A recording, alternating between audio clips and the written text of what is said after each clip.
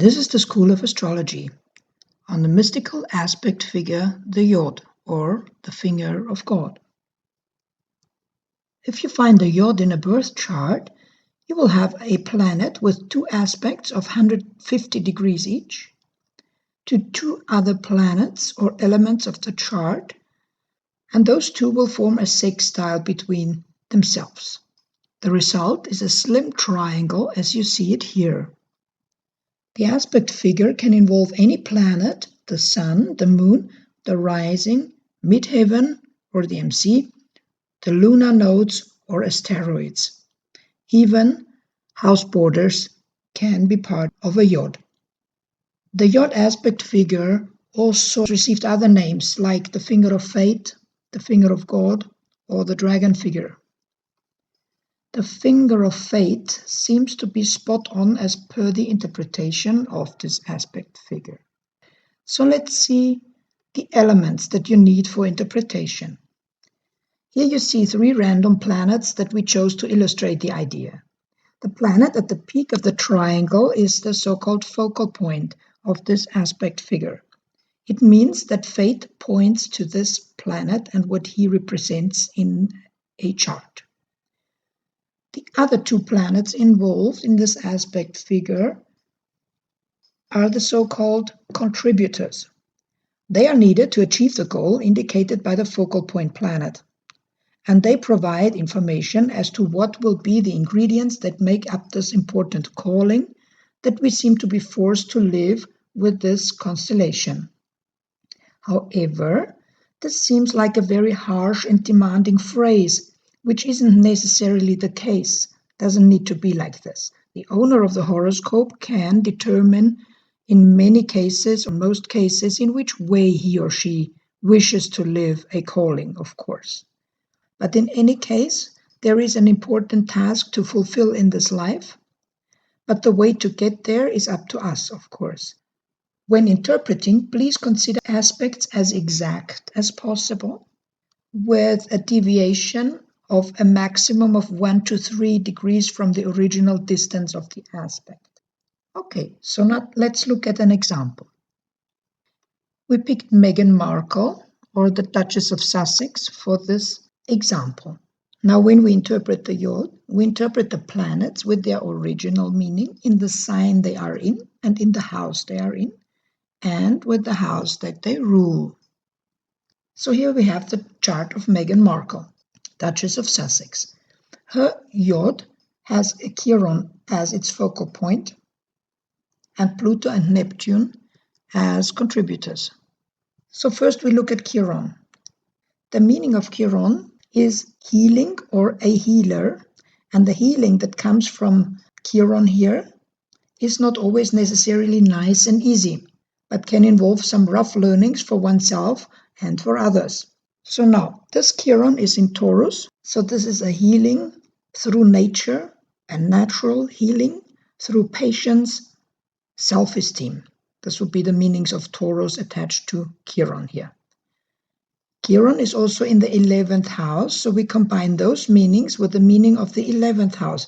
So this would be natural healing through societal relations, maybe through freedom, modernity, or her child or her children, or all of that. Secondly, we consider the house ruled by Chiron. Chiron rules Virgo, and so here this is the 3rd house. For more details on planets and the ruled signs, please refer to the download section. We put a link for you there for more information. Through the house ruled by a planet, we find which life field will be used to fulfill the calling. Now, the 3rd house stands for communication, expression, teaching, contacts, news, writing, and short trips, for instance. Summarizing, her Yod focal point planet, Chiron here, represents her expression and communication, for short, that she lives with natural self-esteem, with a sense of freedom, and also through her child or children, and all this will bring healing on a societal level. Next, we look at the contributors. So here we have Pluto in Libra in the 4th house. Pluto is also in exile because every planet is in exile in the sign opposite to the one that it rules.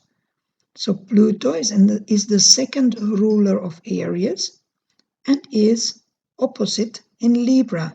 And if you have seen our video on interpreting a birth chart, you know that the exile of a planet means that this life field is a little bit of a stranger, like a stranger in their own country, or you are a little bit different from the norm, and that those people may also rise to more fame and popularity abroad or internationally than in their home country even. So this is clearly the case here. Somehow a stranger and different and international popularity. As long as we live in a world with the unfortunate reality of racism, this ancient interpretation sadly remains valid to date.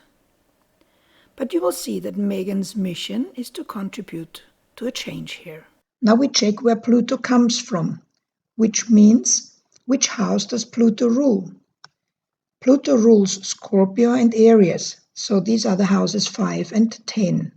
The 10th house stands for career for short, and for a woman, this is also often the mother, represented in the 10th house. And the 5th house is what we love. Summarizing, we have a powerful beauty and love for her home, her own family, her mother, her home country. So this is one contributing factor here with Pluto. The other one, Neptune, in Sagittarius, in the 5th house, is what we analyze next. We combine Neptune for the mystical, magical, mysterious, unclear, etheric, also for receptiveness, in Sagittarius, which stands for farsightedness, success orientation, vision, high standards, and ethics. This works out to someone with inspiration and high standard ethics. And combined all that with the 5th house, where Neptune is in, will mean the 5th house stands for love. So this is someone with a romantic and kindness-oriented ethic. Now next, looking at the house that Neptune rules, which is part of the 8th house, as Pisces doesn't have an own house here, but is enclosed in the 8th house. The 8th house stands for transformation and what we receive from others. So she receives admiration and love with this Neptune. And as per the interpretation of Neptune as the ruler of 8 and hence of transformation, she likely is motivated to help change the world. And there is another one who changed the world in his very unique and own way, and who said, the people who are crazy enough to think they can change the world are the ones who do. Steve Jobs said this. And Meghan Markle is also one of those change makers. She doesn't just believe she can, she acts upon it. Now, whether one agrees with her or what she's doing doesn't exactly matter. Contributions of such people are so powerful because they move beyond contributing opinion into the realm of doing. They create facts. Let's summarize our findings. Focus point Kiron means heal the world through a beautiful natural contribution to society, maybe also through her child or children.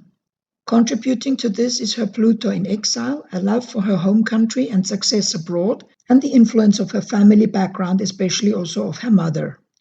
And the second contributing factor to this yod through her Neptune may be her idea to change the world and act upon it, and such making change happen. A yod is never easy to live. So even if it sounds rather chill here, a yod will always require you to leave your comfort zone, go out of your way, and this can be very hard at times, even if others on the outside do not see it. Besides, her background as a woman of color, marrying into the British royal family and having a child 7th in line to the throne is, to say the least, of historic dimension. But likely, this is not a walk in the park for her. Most people with a yod are willing to fulfill their mission, and life will find a way to push us there if we don't. What the yod finally and really tells us is that we don't need to qualify. We don't need to know everything. We will learn what we need along the way if we are willing to follow our calling.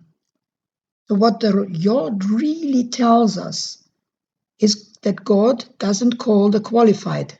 He qualifies the called. Transits later in life, of course, will trigger the yod and the calling attached to it. So there will be something that happens or that we do in connection to the yod. We'll do a separate video on transits, otherwise this year gets too long.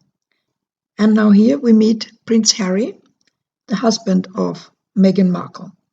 It seems she picked someone who also has a yod in his chart. Harry has one exact yod between the focus point northern lunar node, the calling of his life.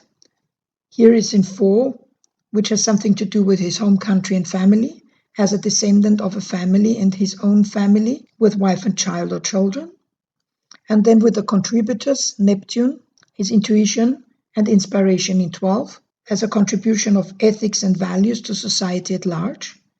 And then we have the second contributor, Pluto, as the ruler of the 10th house, represents his career and appears in the 9th house, which stands for distant countries. So he will be at home everywhere in the world or in a distant country and also have his career and future there. So those two charts of Meghan and Harry seem to magically match here. If we were more generous with the aspect orbis, we would find even more yod figures in Harry's chart, like one with the moon as a focus point and Mars and Venus, one with Chiron as a focus point with Saturn and the rising, and here's another one with Lilith as a focus point with Pluto and Mercury.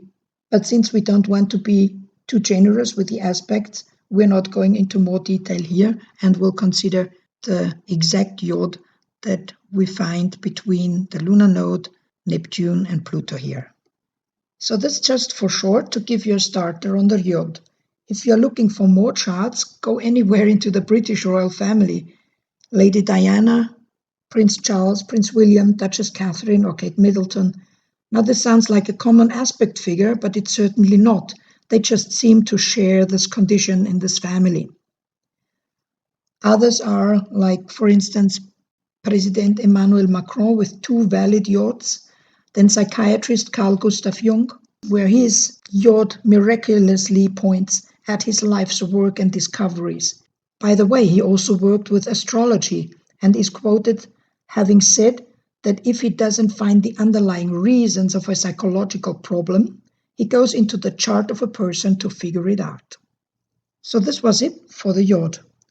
We would love to learn of your yod that you find, and please share if you found one and what you learned. We hope you find useful content on this channel and in this video and appreciate your feedback. Thanks for your comments. Please also comment what interests you for future videos. We'll try to cater to the most requested themes first. For our upcoming live stream readings, please comment if you want your chart featured for free and add a field of interest from this video. No need to post your birth date, time and place at this moment. We'll ask you in private, no worries. Please subscribe to stay updated with free content every Sunday. And remember to activate notifications to be informed about new content. Thank you for your interest and see you again soon on this channel.